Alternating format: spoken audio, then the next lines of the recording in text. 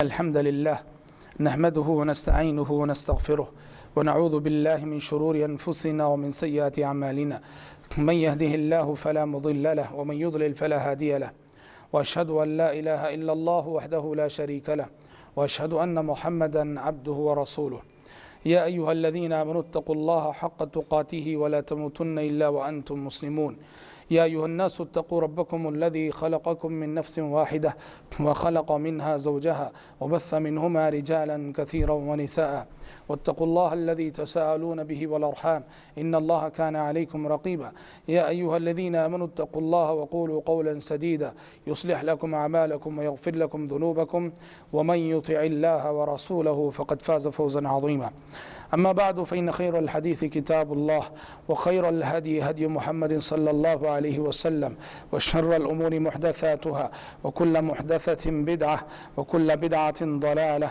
وكل ضلالة في النار أعوذ بالله السميع العليم من الشيطان الرجيم من همزه ونفخه ونفثه يا أيها الذين آمنوا هل أدلكم على تجارة تنجيكم من عذاب أليم تؤمنون بالله ورسوله وتجاهدون في سبيل الله بأموالكم وأنفسكم ذلكم خير لكم إن كنتم تعلمون. محترم بھائیو، سورۃ الصف کی جو آیت میں نے ابھی آپ کے سامنے تلاوت کی ہے، اس آیت میں اللہ تبارک و تعالیٰ نے اہل ایمان سے خطاب کر کے فرمایا کہ اے ایمان والو، کیا میں تمہیں ایک ایسی تجارت نہ بتاؤں، کیا میں تمہیں ایک ایسا بزنس نہ بتاؤں جو تجارت کے تمہیں قیامت کے دن کے المناک عذاب سے نجات دے گی؟ وہ تجارت کیا ہے؟ وہ تجارت یہ ہے کہ تم اللہ پر ایمان لاؤ، اس کے رسول پر ایمان لاؤ اور اللہ کے راستے میں اپنی جانوں اور اپنے مال کے ذریعے سے جہاد کرو۔ آپ نے دیکھا کہ اس آیت میں اللہ تبارک و تعالیٰ نے ایمان لانے کے بعد عمل صالح کرنے کو تجارت قرار دیا ہے، بزنس قرار دیا ہے۔ اسی جیسی آیتیں ہمیں قرآن مجید میں دوسرے مقامات پہ بھی ملتی ہیں۔ سورۃ التوبہ میں اللہ تعالیٰ نے فرمایا ان اللہ اشترى من المؤمنین انفسهم واموالهم بان لهم الجنہ، اللہ تعالیٰ نے اہل ایمان سے ان کی جانیں خرید لی ہیں، ان کے مال خرید لیے، ان کی دولت خرید لی ہے جنت کے بدلے میں۔ یہاں بھی دیکھیے اللہ تبارک و تعالیٰ نے مومن کی جو عملی زندگی ہے، مومن جو قربانیاں دیتا ہے اپنی جان کی، اپنے مال کی، اس کو ایک بزنس اور ایک تجارت سے اللہ تعالیٰ نے تشبیہ دی ہے۔ اور سورہ فاطر میں فرمایا ان الذين يتلون كتاب الله واقاموا الصلاه وانفقوا مما رزقناهم سرا وعلانيه يرجون تجاره لن تبور۔ اللہ تعالیٰ نے فرمایا جو لوگ کتاب الہی کی تلاوت کرتے ہیں، جو لوگ قرآن مجید کی تلاوت کرتے ہیں، نماز قائم کرتے ہیں اور ہمارے دیے ہوئے مال میں سے دکھا کر بھی اور چھپا کر بھی خرچ کرتے ہیں، یہ ایسی تجارت کے امیدوار ہیں جس تجارت میں کوئی گھاٹا نہیں، کوئی نقصان کا اندیشہ نہیں۔ تو بھائیو، ان آیتوں سے آپ کو پتہ چلا کہ اللہ تبارک و تعالیٰ نے مومن کی عملی زندگی کو ایک تجارت سے تشبیہ دی ہے۔ مگر یہ تجارت کیسی تجارت ہے؟ یہ تجارت یہ جنت کا سودا ہے، یہ دنیاوی منافع کی تجارت نہیں، یہ جنت کا سودا ہے، یہ آخرت کی تجارت ہے، آخرت بنانے والی اور آخرت کمانے کی تجارت ہے۔ یہ دنیا ایک بازار ہے، یہ دنیا ایک بازار ہے، یہاں کچھ جنت کے خریدار ہیں اور یہاں کچھ جہنم کے خریدار ہیں۔ یہاں سودا ہو رہا ہے، یہاں دو طرح کے بازار ہیں، ایک طرف جنت مل رہی ہے اور ایک طرف جہنم مل رہی ہے۔ اپنی خواہشات پہ عمل کرنے والے، نفسانی خواہشات کے پیچھے چلنے والے، اللہ اور اس کے رسول کے فرامین کو ٹھکرانے والے، یہ جہنم کے خریداری ہیں۔ اور اپنی خواہشات پہ روک لگانے والے، اپنے نفس کو لگام دینے والے، اللہ اور اس کے فرامین پر، اللہ اور اس کے رسول کے فرامین پر عمل کرنے والے، یہ جنت کے خریدار ہیں جو جنت کا سودا کر رہے ہیں۔ بھائیو، کاروبار میں ہوتا یہ ہے، بزنس میں ہوتا یہ ہے کہ ایک طرف وہ چیز ہوتی ہے جو خریدی جا رہی ہوتی ہے اور ایک طرف سرمایہ ہوتا ہے، وہ دولت ہوتی ہے، وہ مال ہوتا ہے اور وہ کیپٹل ہوتا ہے جس سے چیز خریدی جاتی ہے۔ اس سودے میں، اس تجارت میں جو اہل ایمان کی تجارت ہے، خریدی جانے والی چیز جنت ہے، جنت خریدی جا رہی ہے۔ اور جس قیمت سے جنت خریدی جا رہی ہے وہ قیمت کیا ہے؟ وہ قیمت ہماری جان ہے، ہمارا مال ہے، ہماری دولت ہے، ہماری زندگی ہے، ہمارا وقت ہے، ہماری خواہشات ہیں، ہماری تمنائیں ہیں، ہماری آرزوئیں ہیں۔ جنت خریدنا ہے، ان تمام چیزوں کی قربانیاں دینی پڑیں گی، جان کی قربانی، مال کی قربانی، خواہشات کی قربانی، ارمانوں کی قربانی، ارمانوں خواہشات کی قربانی کے بعد ہی جنت ملا کرتی ہے، یاد رکھنا۔ اور جنت محض تمناؤں سے نہیں ملا کرتی، جنت صرف آرزوؤں سے نہیں ملا کرتی، اور جنت کا حاصل کرنا کوئی آسان کام نہیں۔ جنت کو حاصل کرنے کے لیے ہمیں اور آپ کو اس کی بڑی بھاری قیمت چکانی پڑے گی۔ قرآن مجید نے کہا ام حسبتم ان تدخلوا الجنہ ام حسبتم ان تدخلوا الجنہ ولما یأتکم مثل الذین خلوا من قبلکم مستهم البأساء والضراء وزلزلوا حتى يقول الرسول والذین آمنوا معه متى نصر اللہ۔ قرآن خطاب کر کے کہتا ہے اے مومنو، کیا تم سمجھ رکھے ہو کہ جنت میں تم ایسی آسانی سے داخل ہو جاؤ گے؟ حالانکہ ابھی تم پر وہ حالات نہیں آئے، حالانکہ ابھی تم پر وہ آزمائشیں نہیں آئیں، حالانکہ ابھی تم پر وہ امتحانات نہیں آئے، جو امتحانات اور جو آزمائشیں کہ تم سے پہلے گزرے ہوئے اہل ایمان پہ گزر چکی۔ مستهم البأساء والضراء، ان پر تکلیفیں آئیں، مصیبتیں آئیں، فقر و فاقہ لاحق ہوا، وزلزلوا، اور اتنی آفتیں آئیں اور ایسی آزمائشوں سے وہ گزارے گئے کہ جھنجھوڑ دیے گئے، حتی یقول الرسول والذین آمنوا معه متى نصر اللہ، یہاں تک کہ اللہ کی مدد کا انتظار کرتے کرتے پیغمبر بھی اور پیغمبر کے ساتھ جو اہل ایمان تھے وہ پکار اٹھے اللہ کی مدد کب آئے گی، اللہ کی مدد کب آئے گی۔ یہ آیت ہم سب سے مخاطب ہے۔ نزول قرآن کے زمانے میں یہ آیت صحابہ سے مخاطب تھی، صحابہ سے مخاطب ہو کے کہہ رہی تھی اے نبی کے صحابیوں، تمہیں ان کٹھن مراحل سے گزرنا پڑے گا جن مراحل سے تم سے پہلے گزرے ہوئے اہل ایمان گزر چکے، کہ ان میں سے کسی کو آرے کے ذریعے سے چیر کر اسی طرح سے دو ٹکڑے کر دیا جاتا جس طرح لکڑی چیری جاتی ہے، اور ان میں سے کسی کو لوہے کی کنگھی کے ذریعے سے اس کے جسم کا گوشت ادھیڑ دیا جاتا تھا۔ تم سے پہلے گزرے ہوئے لوگوں نے جنت کی اتنی بھاری قیمت چکائی ہے، جنت حاصل کرنے کے لیے تمہیں بھی ایسی قیمت چکانی ہے۔ قرآن نے صحابہ سے خطاب کر کے کہا تھا، اب قرآن ہم سے خطاب کر کے کہہ رہا ہے صحابہ کو نمونہ بنا کر۔ ہمیں اس آیت کو یوں سمجھنا چاہیے کہ قرآن ہم سے خطاب کر کے کہہ رہا ہے کیا تم سمجھتے ہو کہ جنت تمہیں آسانی سے مل جائے گی؟ صحابہ کرام رضوان اللہ علیہم اجمعین نے جنت کی جو بھاری قیمت چکائی ہے، جنت کی طلب میں انہوں نے جو قربانیاں دی ہیں، ایسی قربانیاں جب تک ہماری زندگیوں میں نظر نہیں آئیں گی جنت کا ملنا بڑا مشکل ہے۔ اس لیے اللہ کے نبی صلی اللہ علیہ وسلم ایک حدیث میں فرماتے ہیں الا ان سلعۃ اللہ غالیہ، الا ان سلعۃ اللہ غالیہ، لوگو سنو ان سلعۃ اللہ غالیہ، اللہ کا سامان بڑا مہنگا ہے، اللہ تعالیٰ کا سودا بڑا مہنگا ہے۔ الا ان سلعۃ اللہ الجنہ، اور اللہ تعالیٰ کا سامان کیا ہے؟ اللہ تعالیٰ کا سامان جنت ہے۔ اللہ تعالیٰ کا سودا ہے، جنت کا سودا ہے، اللہ کا سامان جنت ہے، اور اسے خریدنے کے لیے بڑی مہنگی قیمت چکانی پڑے گی۔ آپ حضرات صحابہ کرام رضوان اللہ علیہم اجمعین کی زندگیوں کو پڑھیے، صحابہ کرام رضوان اللہ علیہم اجمعین نے اس جنت کو حاصل کرنے کے لیے کتنی بھاری قیمت چکائی ہے۔ صحابی رسول عبداللہ بن عمر بن حرام الانصاری رضی اللہ عنہ، یہ مشہور صحابی جابر رضی اللہ عنہ کے والد ہیں۔ جابر رضی اللہ عنہ بڑے مشہور صحابی ہیں، ان کے والد ہیں عبداللہ بن عمر بن حرام انصاری رضی اللہ عنہ۔ دیکھو انہوں نے جنت کی کتنی بھاری قیمت چکائی۔ بوڑھے صحابی تھے، بزرگ صحابی تھے، اللہ کے نبی صلی اللہ علیہ وسلم نے جنگ احد کا اعلان کر دیا تھا کہ لوگوں دشمن 3000 کی تعداد میں آ رہا ہے، اس کا سامنا کرنے کے لیے، مقابلہ کرنے کے لیے کل صبح ہمیں نکلنا ہے۔ مدینے میں اعلان ہو گیا تو یہ بوڑھے صحابی، بزرگ صحابی اپنے بیٹے جابر کو بلاتے ہیں، بلا کے کہتے ہیں جابر دیکھو کل میں جنگ میں شرکت کے لیے جا رہا ہوں۔ حالانکہ بھائیوں قرآن نے کہا ہے جو بوڑھے ہوتے ہیں، بزرگ ہوتے ہیں، وہ جہاد سے مستثنا ہیں، ان پر جہاد فرض نہیں ہے، وہ گھر میں بیٹھے رہیں کوئی حرج نہیں۔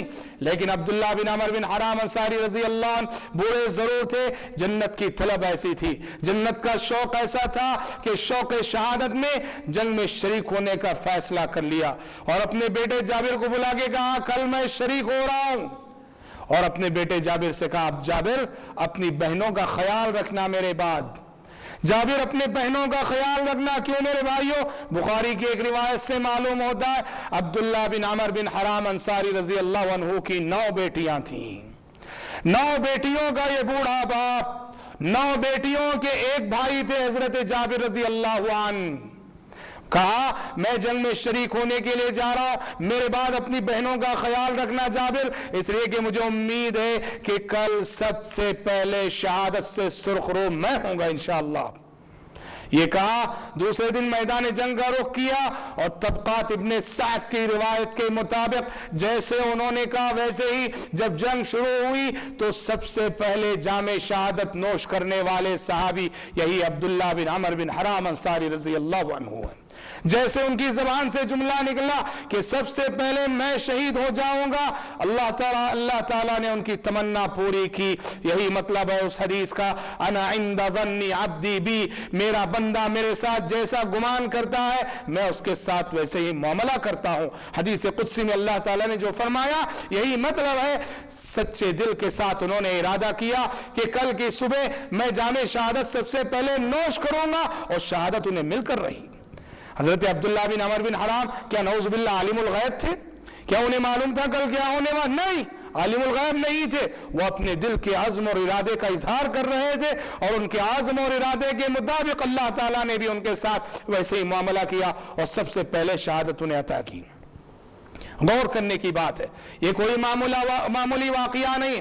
ایک باپ، بوڑھا باپ، جس کی سرپرستی میں جس کے گھر میں 9 بیٹیاں پرورش پا رہی ہوں، ایک بوڑھا باپ اپنے گھر میں 9 نوجوان بیٹیوں کو چھوڑ کر میدان جنگ کا رخ کرتا ہے اور جام شہادت نوش کرتا ہے، یہ کوئی معمولی بات نہیں۔ آج کسی کے گھر میں لڑکی پیدا ہوتی ہے، کسی کو اللہ 1-2 بیٹیاں دے دے، ان 2-1 بیٹیوں کی وجہ سے والدین کی نیند حرام ہو جاتی ہے۔ بیٹی کی پرورش بڑا مسئلہ، بیٹی کی نگہداشت بڑا مسئلہ، بیٹی کی تربیت بڑا مسئلہ، بیٹی کو شادی کر کے دینا بڑا مسئلہ۔ اسی لیے آج والدین اپنی بیٹیوں کی شادی کی فکر کب سے کرتے ہیں؟ جس دن گھر میں بیٹی کی ولادت ہوئی وہیں سے انہیں شادی کی فکر دامنگیر ہوتی ہے۔ واقعتاً بیٹی کی پرورش بڑا مسئلہ ہے۔ یہاں 1-2 بیٹیوں کی بات نہیں، یہاں 9 بیٹیوں کی بات ہے۔ ایک باپ اپنی 9 نوجوان بیٹیوں کو چھوڑ کر میدان جنگ کا رخ کرتا ہے۔ کیا عبداللہ بن عمر بن حرام انصاری رضی اللہ عنہ کے دل میں اپنی بچیوں کی محبت نہ تھی؟ کیا اپنی بچیوں کا دکھ نہ تھا؟ اپنی بچیوں کے مستقبل کی فکر نہ تھی؟ ضرور تھی۔ ان کے دل کی ہر دھڑکن میں بچیوں کی محبت تھی، لیکن جنت کی محبت ان سب پہ غالب تھی، جنت کی طلب ان سب پہ غالب تھی۔ شوق شہادت میں انہوں نے میدان جنگ کا رخ کیا اور شہید ہو گئے۔ بخاری شریف کی روایت ہے، جابر رضی اللہ عنہ کہتے ہیں میرے والد کو ایک قبر میں ایک اور صحابی کے ساتھ دفن کر دیا گیا تھا، میری خواہش ہوئی کہ میں اپنے والد کو نکال کر علیحدہ دفن کروں۔ ان کی تدفین کے 6 مہینے بعد نبی کریم صلی اللہ علیہ وسلم سے میں نے اجازت لی۔ جابر رضی اللہ عنہ کہتے ہیں جب میں نے قبر کی کھدائی کی اپنے باپ کو نکالنے کے لیے، میں کیا دیکھتا ہوں، میرے باپ کی لاش 6 مہینے گزرنے کے بعد جیسی کی ویسی تازہ ہے، بالکل صرف کان کے حصے میں کچھ کمی آئی تھی، باقی پوری لاش جیسی کی ویسی تازہ ہے جیسے کہ ابھی دفن کیا گیا ہو۔ ان کی شہادت مقبول ہو گئی اللہ کے نزدیک، ان کی شہادت منظور ہو گئی اللہ تعالیٰ کے نزدیک، اور اللہ تعالیٰ نے اس کرامت سے ان کو سرخرو فرمایا۔ دیکھو حضرت عبداللہ بن عمر بن حرام نے جنت کی کتنی بھاری قیمت ادا کی۔ اسی طرح سے اسی جنگ احد کے واقعات میں ایک واقعہ ہمیں یہ ملتا ہے، ایک صحابی عمر بن جموح رضی اللہ تعالیٰ عنہ معذور صحابی تھے، اور آپ کو معلوم ہے قرآن مجید نے جا بجا اعلان کیا ہے لیس علی الاعمی حرج ولا علی الاعرج حرج، جو نابینا ہے اس پر کوئی حرج نہیں، جو لنگڑے ہیں ان پر کوئی حرج نہیں، جہاد میں شریک نہ ہوں تو ان پر جہاد فرض نہیں ہے۔ لیکن شوق شہادت اور جنت کی طلب ایک ایسی چیز ہے کہ صحابی معذور تھے، مجبور تھے، لنگڑے تھے، صلی اللہ علیہ وسلم کے پاس لنگڑتے آئے اور پوچھنے لگے اے اللہ کے نبی بتائیے آج اگر میں لڑتے لڑتے شہید ہو جاؤں, جام شہادت نوش کر لوں, کیا میں اسی طرح لنگڑتے لنگڑتے جنت میں داخل ہو جاؤں گا؟ اللہ کے نبی صلی اللہ علیہ وسلم نے کہا کہ ہاں داخل ہو جاؤ گے تم اسی طرح لنگڑتے ہوئے. دشمن کی صف میں داخل ہوئے, شہید ہو گئے. ان کی شہادت بھی اللہ تعالیٰ کے نزدیک اس طرح مقبول ہوئی اور منظور ہوئی. حافظ ابن حجر عسقلانی رحمۃ اللہ علیہ نے صحیح بخاری کی شرح کرتے ہوئے فتح الباری میں مستند ذرائع کے حوالے سے لکھا ہے کہ عمر بن جموع رضی اللہ عنہ کی قبر حضرت جابر رضی اللہ عنہ کے والد عبداللہ بن عمر بن حرام انصاری رضی اللہ عنہ کی قبر کے بازو تھی. دونوں صحابہ کی قبریں آزو بازو تھی. امیر معاویہ رضی اللہ عنہ کے زمانے میں یعنی عہد خلاف پورا عہد نبوی گزر گیا, پورا عہد خلافت راشدہ گزر گیا. امیر معاویہ رضی اللہ عنہ کے زمانے میں سیلاب آ گیا, اور سیلاب آ کر ان کی قبر سے مٹی ہٹ گئی, لاشیں باہر آ گئی. دنیا والوں نے دیکھا 45 سال کا عرصہ ان کی تدفین پہ گزر چکا تھا, لیکن ان دونوں کی لاشیں جیسی کی ویسی تازہ تھیں. اللہ اکبر.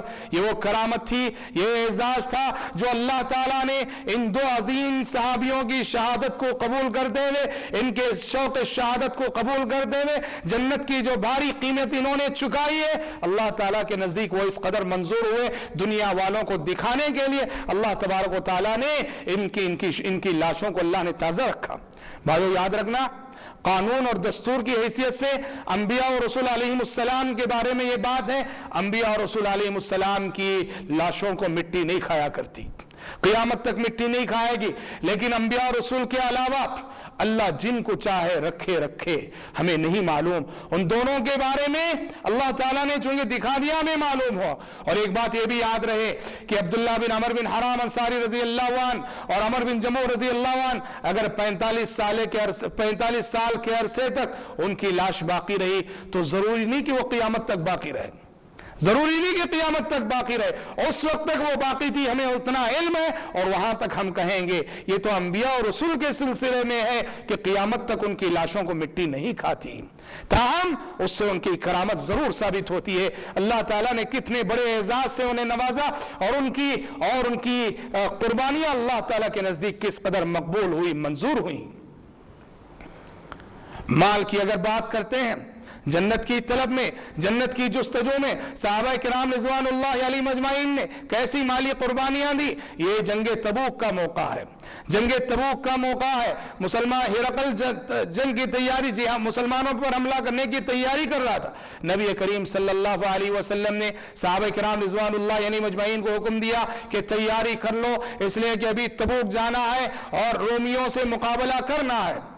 مسافت بڑی دور کی تھی اور یہاں سخت گرمی کا موسم تھا, گرمی میں نکلنا بڑا دشوار تھا, اور ہتھیار کی قلت تھی, ادھر غذائی اجناس کی قلت تھی, ادھر بڑے رقم کی ضرورت تھی, بڑے ہتھیار کی ضرورت تھی, بڑی تیاری کی ضرورت تھی. نبی کریم صلی اللہ علیہ وسلم نے صحابہ کرام رضوان اللہ علیہ مجمعین کو خرچ کرنے پہ ابھارا, اور آپ نے بشارت دی کہ من جہز جیش العسرۃ فلہ الجنہ, من جہز جیش العسرۃ فلہ الجنہ. آپ نے فرمایا جو شخص جنگ تبوک کے لیے ہمارے فوجیوں کو مسلح کرے گا, اس وقت اللہ کے راستے میں خرچ کرے گا, میں اس کو جنت کی گارنٹی دیتا ہوں. نبی کریم صلی اللہ علیہ وسلم کے داماد خلیفہ ثالث خلیفہ سوم عثمان بن عفان رضی اللہ عنہ 10,000 درہم لے کر آئے, 10,000 درہم لے کر آئے اور اللہ کے نبی کے ہاتھ میں تھما دیے. درہم کی کیا قیمت تھی اندازہ لگاؤ. عہد نبوی میں 1-2 درہم میں ایک بکری آ جایا کرتی تھی. 10,000 درہم لے کر آئے, نبی کریم صلی اللہ علیہ وسلم کے ہاتھ میں تھما دیا. اللہ کے نبی صلی اللہ علیہ وسلم عثمان بن عفان رضی اللہ عنہ کے لائے ہوئے درہموں کو اپنے ہاتھ میں لیے ہوئے تھے, ایک ہاتھ سے دوسرے ہاتھ میں منتقل کر رہے تھے اور فرمائے جا رہے تھے ما ضر ابن عفان ما عمل بعد هذا اليوم. آپ نے کہا عثمان بن عفان نے آج وہ نیکی کر لی ہے, وہ عمل کر لیا ہے, آج کے بعد عثمان بن عفان جو چاہے کر لے, اب جنت میں جانے سے اسے کوئی چیز نہیں روک سکتی. इसी मौके पर मजीद माल की जरूरत थी। नबी करीम सल्लल्लाहु अलैहि वसल्लम मिंबर पर चढ़ गए, सहाबा किराम रिज़वानुल्लाहि अलैहिम अजमईन से खिताब करके उबारा, उन्हें खर्च करने पे उबारा, उन्हें इंफाक की तालीम दी और कहा कि हमें बड़ी जरूरत है, इस वक्त फौजियों को मुजाहिदीन की तैयारी के लिए बड़ी जरूरत है, लोगों खर्च करो। कौन है जो अल्लाह के रास्ते में खर्च करेगा? उस्मान बिन अफ़्फ़ान उठे, तिरमिज़ी की रिवायत है, उस्मान बिन अफ़्फ़ान रज़ी अल्लाह अन्हु उठे और कहा, अल्लाह के नबी, मेरी जानिब से अल्लाह के रास्ते में 100 ऊंट में देता हूं। वो भी कैसे 100 ऊंट? ग़िज़ाई अजनास से लदे हुए 100 ऊंट में अल्लाह के रास्ते में दे रहा हूं। बैठ गए।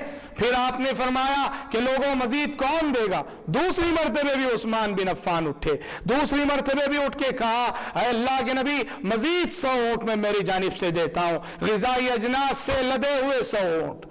फिर बैठ गए।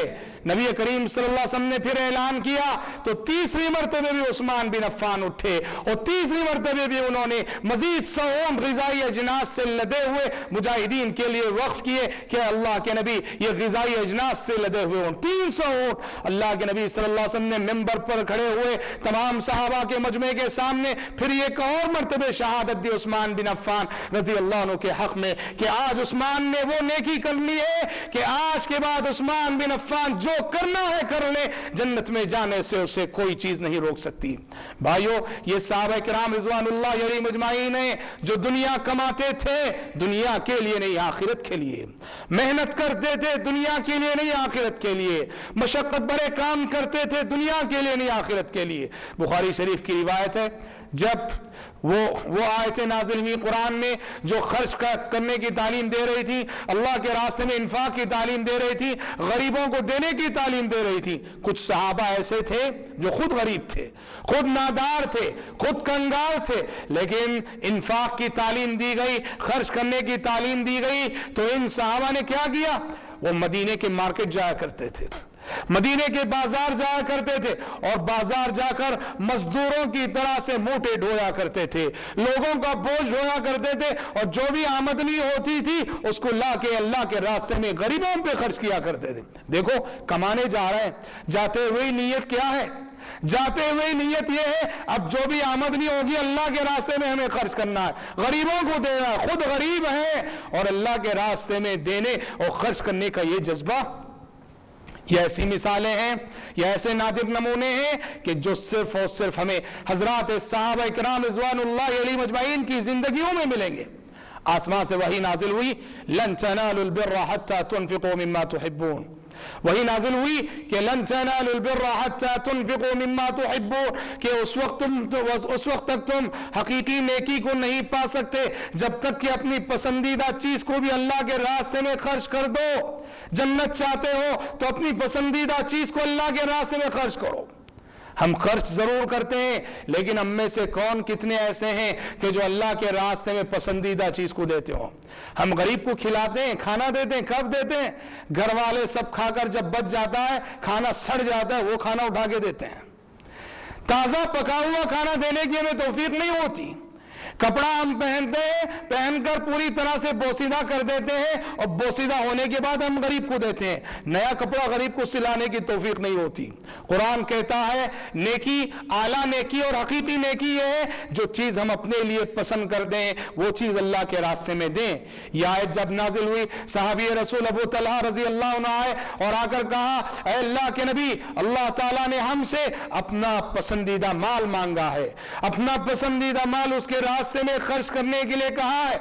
अल्लाह के नबी, मेरे बगीचों में बैरुहा का जो बगीचा है, बैरुहा ये अबू तलहा अंसारी रजी अल्लाह अन्हु का बगीचा था जो मस्जिद नबवी के बिल्कुल सामने था। नबी करीम सल्लल्लाहु अलैहि वसल्लम वहां जाकर खजूर खाया करते थे, पानी पिया करते थे। उमूमन अबू तलहा रजी अल्लाह अन्हु ने कहा, अल्लाह के नबी गवाह रहिए, आज मेरा सबसे पसंदीदा माल जो बैरुहा है, मैं इसको अल्लाह के रास्ते में वक्फ कर रहा हूं, अल्लाह के रास्ते में खर्च कर रहा हूं।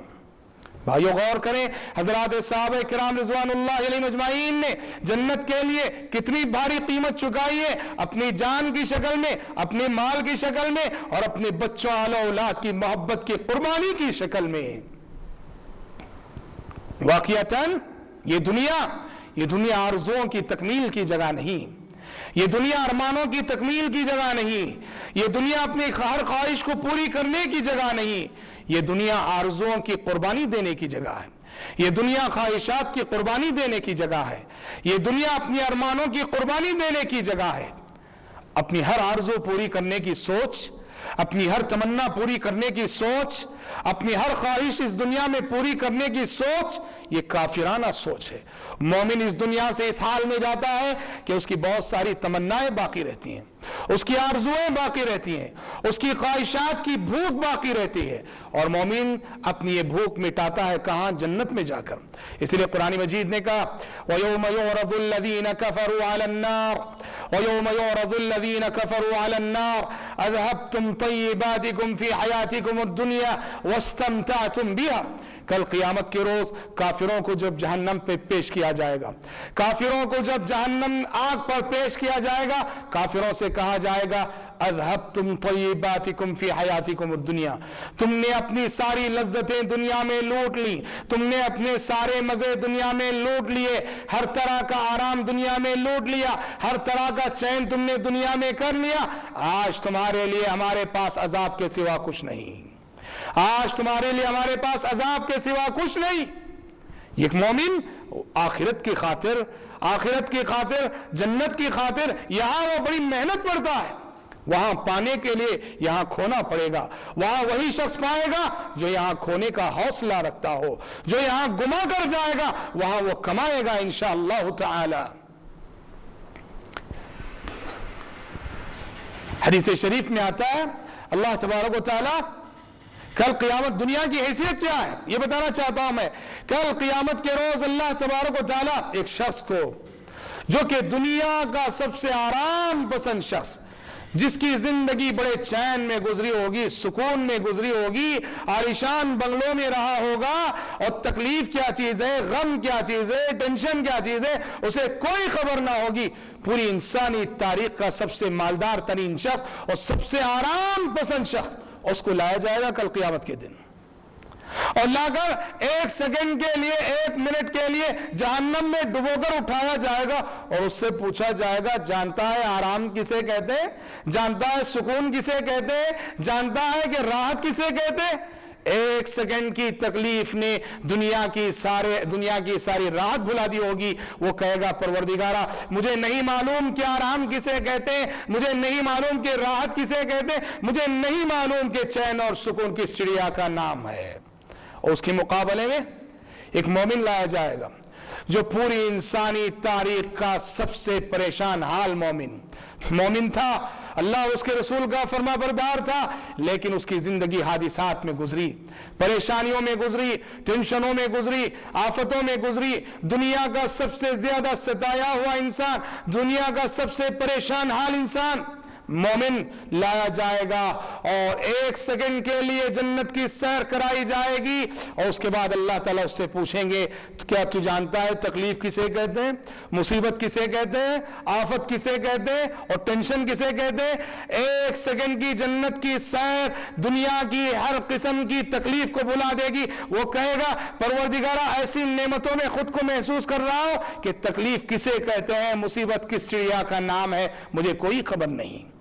تو بھائیوں کتنی بڑی نادانی ہوگی، کتنی بڑی نادانی ہوگی کہ کوئی انسان اس دنیا کے لیے، جو دنیا فانی ہے، یہاں کی ہر نعمت فانی ہے، یہاں کی ہر نعمت وقتی ہے، یہاں کی ہر نعمت عارضی ہے، یہاں کی ہر نعمت وقتی ہے، اس دنیا کے لیے اس آخرت کو دبا کر لے جو آخرت کے دائمی ہے، جو آخرت کے ہمیشہ رہنے والی ہے، جو آخرت کے ہمیشہ باقی رہنے والی ہے۔ قرآن نے کہا بل تؤثرون الحیات الدنیا والآخرت خیر وابقی، قرآن نے کہا بل تؤثرون الحیات الدنیا، اے انسانوں تم دنیاوی زندگی کو ترجیح دیتے ہو، تمہارے جینے کا انداز یہ بتاتا ہے کہ تم دنیاوی زندگی کے متوالے ہو، تم دنیاوی زندگی کے عاشق ہو، वल्आखिरतु खैरुन व अबका, हालांकि आखिरत बहुत बेहतर और हमेशा बाकी रहने वाली है।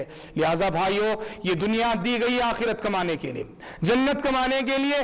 कामयाब जिंदगी वो है जो जन्नत की तलब में लगाई जाए। सहाबा किराम रिज़वानुल्लाह अलैहिम अजमईन का तर्ज जिंदगी ये बताता था कि वो जी रहे हैं जन्नत के लिए, वो मेहनत कर रहे हैं जन्नत के लिए, वो शबो रोज उनके गुजर रहे हैं जन्नत के लिए। और आज हम दुनिया के इस तरह से आशिक बने हुए हैं, दुनिया के इस तरह मतवाले बने हुए हैं कि हमारे सामने सिर्फ दुनिया दुनिया ही है, और हम सुबह से शाम तक दुनिया दुनिया कहा करते हैं। आखिरत हमारी नजरों से ओझल है। याद रखना, आखिरत फरामोशी के साथ गुजारी जाने वाली जिंदगी नाकाम जिंदगी है, नामुराद जिंदगी है। भले से इंसान आखिरत को भूलकर कितना लखपति अरबपति क्यों ना बन जाए, कितना बड़ा ओहदेदार और मनसबदार क्यों ना बन जाए, नाकाम है जिंदगी, वो फेल है, वो जिंदगी है, वो नामुराद है ऐसा शख्स। रब्बुल आलमीन से दुआ है कि रब्बुल आलमीन कहने वाले को और सुनने वालों को तौफीक अता फरमाए कि हम अपनी जिंदगियों को जन्नत के साए में गुजारा करें, हम जन्नत की खातिर जिए, अल्लाह की खुशनुदी और उसकी रजा हासिल करने के लिए जिए। अल्लाह ताला कहने वाले को और सुनने वालों को इस बात की तौफीक अता फरमाए। आमीन। व आखिरु दावाना अनिल हम्दुलिल्लाहि रब्बिल आलमीन।